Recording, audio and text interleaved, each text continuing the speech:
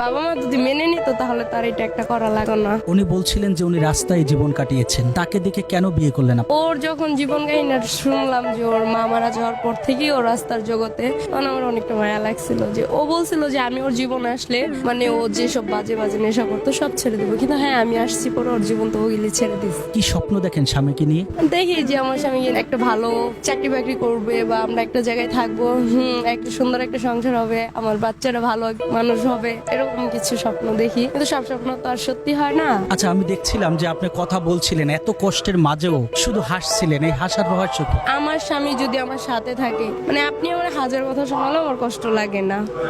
এই যে আপনার স্বামী, তার মাঝে এমন কি খুঁজে পেয়েছেন যে হাজারো কষ্টের মাঝেও আপনি হাসতে পারেন? মানে ও হাজার খারাপ হলো, ওর ভিতরে কিছু না কিছু ভালো আছে যেটা দেখলে ভাল লাগে আর কি, অনেক শান্তি লাগে, ভালো লাগে। এই কতটুকু ভালোবাসে? অনেকটা, মানে পুরো পৃথিবী যদি বলে আমাকে ছেড়ে দিতে আমি রাজি আছি। আজকে এই ক্যামেরার মাধ্যমে অনেকেই দেখবে আপনাদেরকে, কেমন লাগবে আসলে? অনেকটা ভালো লাগবে।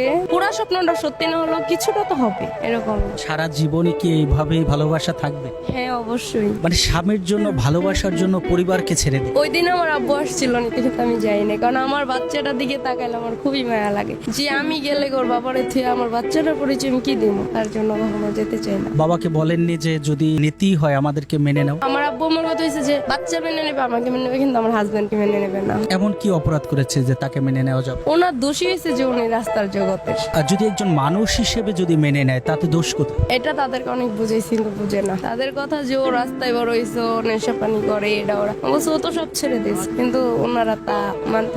আজকে আমাদের মাধ্যমে বাবা এবং মাকে, আপনার ফ্যামিলিকে কি মেসেজ দিতে চান? দিতে চাই যে এটাই, ওনারা যদি আমাদের মেনে নিত তাহলে আমাদের এই রাস্তার জগতে থাকতে হয় না। হ্যাঁ, এটা ও সবসময় বলি যে আমি যতটুকু ভুল করছি যদি আরো করে থাকি, তোমরা মন থেকে আমাদের মাফ করে দিও। বাবা মায়ের অবাধ্য হয়ে বিয়ে করা, এটা আসলে ভুল করা হয় না? হ্যাঁ অবশ্যই হয়েছে, কিন্তু আমি তো তাদেরকে বুঝাইছিলাম যে আমার জন্য যদি ওই লোকটা ভালো হয়ে যেতে পারে তাহলে কি তারে ভালো করা উচিত না? ভালোবাসা থাকলে সবকিছুই সম্ভব।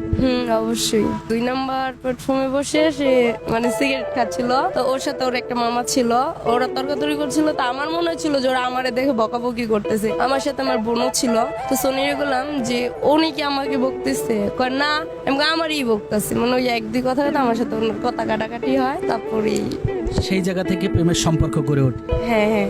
কখনো কি ভেবেছিলেন যে কমলাপুর রেল স্টেশনে আপনার স্বামীকে নিয়ে, সন্তানকে নিয়ে এভাবে জীবনযাপন করতে হবে? না না না, এরকম কিছু ভাবিনি। অনেকটা কষ্ট লাগে, কারণ আমার স্বামী এখানে রাখলো, আমাকে অনেক সুখে রাখছে, অনেক শান্তিতে রাখছে। যে আমরা সম্পর্ক করে বিয়ে করছি, আমাদের বাপ মা মেনে নেয় নাই, সেই কারণে এখানে। কিন্তু আমি মনে করি যে যাকে আমি ভালোবাসছি